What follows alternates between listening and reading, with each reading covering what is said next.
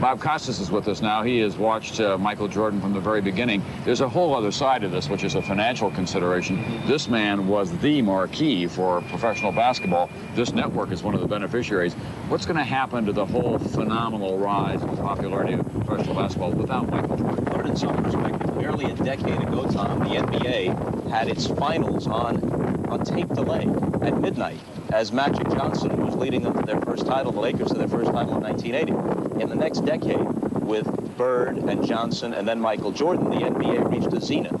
I think it's at a state of overall health that it's never going to regress back to those earlier days. It'll always be healthy. But the glory era is over because no sport has ever had arguably the three greatest players in its history as contemporaries, all on national television at the same time. 13 of the last 14 NBA finals have had the Celtics, the Lakers, or the Bulls in them, meaning Bird, Johnson, Jordan. That can never happen again. Again, the Larry Johnsons, the Shaquille O'Neals of the world, and the new stars coming along. Charles Barkley.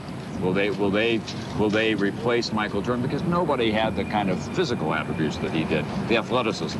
They will not replace him, but the league is on sure footing, and they do have a second tier of stars. But to lose Bird, Johnson, Jordan, all in the space of a year and a half, if not devastating, it certainly has an impact. Do you think he'll come back to basketball in any way, shape, or form? He seemed to keep the door open today, didn't he? I think there's a very good chance that this is a sabbatical rather than a permanent retirement, and he deserves that sabbatical considering the professional and personal pressures and circumstances of the last year plus. Is that what he meant when he said he wasn't sort of giving up basketball altogether?